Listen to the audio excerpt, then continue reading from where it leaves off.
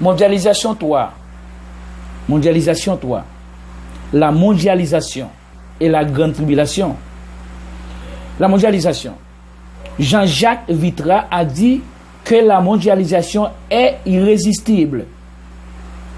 Tous les indicateurs économiques mondiaux, dans les pays fortement industrialisés comme dans les pays émergents, prouvent que la mondialisation est un phénomène irréversible, avec toutes les conséquences, favorables ou pas, qu'elle entraîne. 2 points, problèmes écologiques mondiaux, perte d'influence des États et des gouvernements au profit des entreprises et des banques, appauvrissement généralise des classes les moins favorisées, perte d'emplois dans les pays industriels au profit des économies émergentes, perte d'influence généralisée des syndicats, remise en cause des formations secondaires et universitaires pour mettre en place un curriculum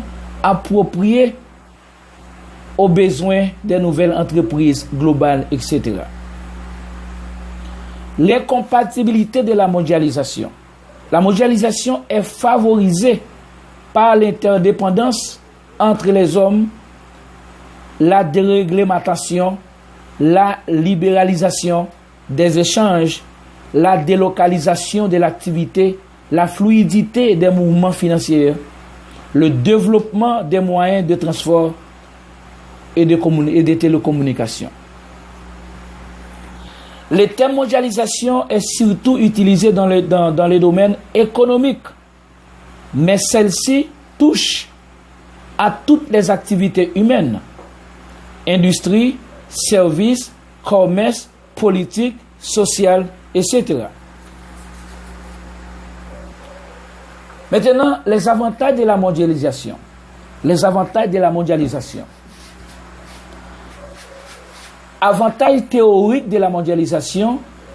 Les partisans de la mondialisation soutiennent fermement qu'elle est une étape nécessaire pour permettre aux pays du tiers-monde de devenir des pays industrialisés et développés, et ne plus être seulement des exportateurs des matières premières.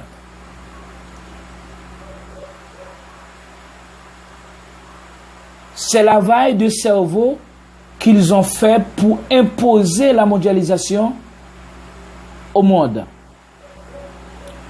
L'hégémonie des grandes entreprises multinationales qui sont les fidèles représentants de ce système vampire que représente la mondialisation et qui ont reçu comme feuille de route la ponction d'une part importante du capital financier tant cher au monde en développement, lequel capital est retourné à ces pays sous forme de prêts et d'aides publiques au développement qu'il est témoigné de la très bonne mauvaise foi des pays riches, concepteurs même de ce système de mondialisation. L'émergence d'un standard culturel, la mondialisation des rapports humains et la disparition des particularismes.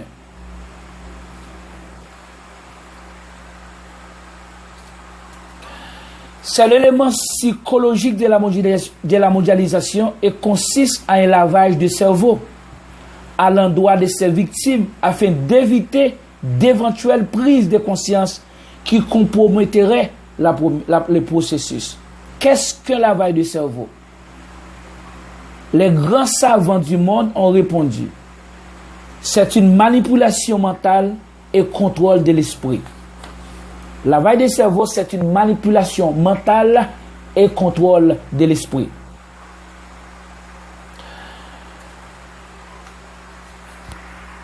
L'objection la plus sérieuse au libre-échange est celle de Robert Torrent en 1780 et en 1864, qui affirme qu'un pays important ou détenant un monopole peut fixer un niveau de douane qui optimise les conditions de l'échange en sa faveur, d'où la nécessité de réciprocité commerciale.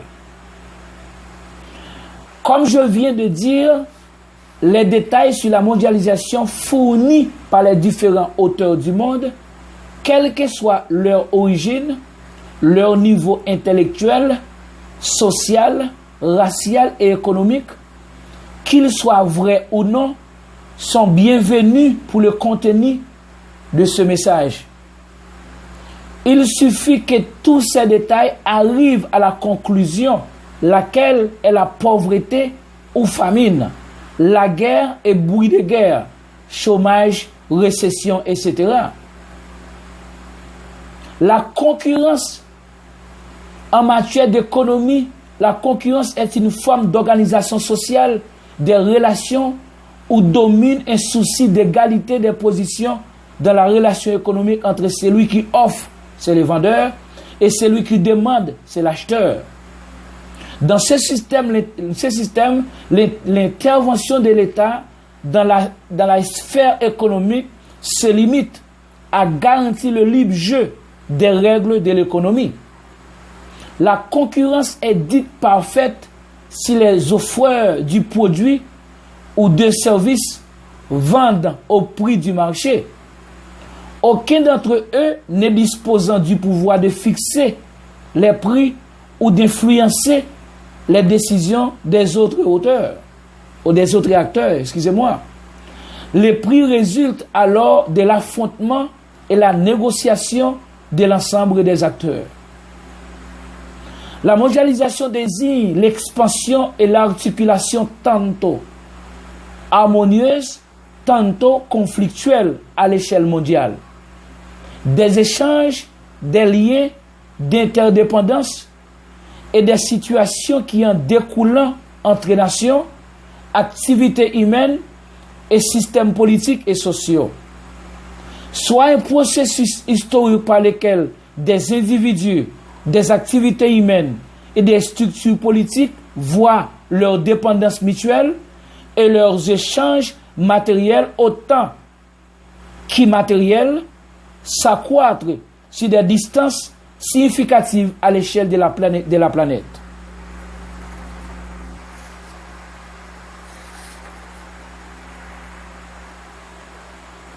Globalisation et recomposition de l'espace territorial. Cette définition est la plus générale et la plus systémique ou systémique.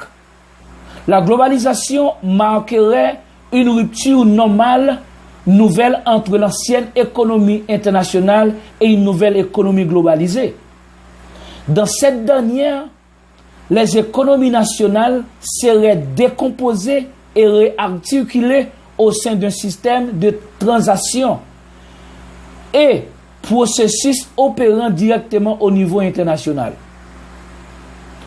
D'une part, les États-nations et gouvernements perdraient toute capacité à influencer les évolutions économiques nationales, au point que les institutions centralisées héritées de l'après-guerre devraient céder la place à des entités régionales ou urbaines, point d'appui nécessaire du réseau tissé par les multinationales. D'autre part, les divers territoires soumis à ce niveau modèle deviendraient fortement interdépendants au point de manifester des évolutions synchrones à défaut d'identique, en tout état de cause en voie d'homogénéisation. Adieu donc aux compromis politiques nationaux et à la notion même de conjoncture locale. Conception de la mondialisation. Aussitôt que la mondialisation s'est imposée comme phénomène planétaire, l'homme économique a cherché à la définir. Deux conceptions, unitaire, conflictuelle et plurielle, s'affrontent autour de l'explication de ce phénomène. Conception unitaire. Selon la conception unitaire, la mondialisation évoque la notion d'un monde uni, d'un monde formant un village planétaire, d'un monde sans frontières. Ceci dans une approche géographique, idéologique ou économique.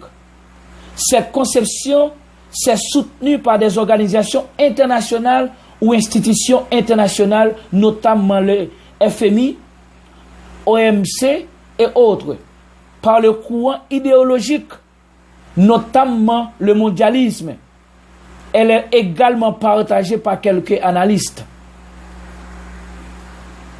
Définir la mondialisation comme l'unification du monde signifie qu'il est question de l'interpénétration des cultures, des technologies et des économies. L'intégration dans l'économie mondiale. De ce fait, les expressions comme culture mondiale ou civilisation mondiale, gouvernance mondiale, économie mondiale, voire citoyen mondial sont de plus en plus utilisées. La conception qui définit la mondialisation comme l'unification du monde contient par ailleurs une position intellectuelle qui prône plus d'ouverture pour arriver à une paix mondiale, une suppression totale des frontières. En revanche, même si cette conception présenterait l'avantage de créer dans l'homme le germe de l'espoir, elle resterait cependant restrictive dans la mesure où elle négligerait les autres manifestations de la mondialisation. À tout à l'heure.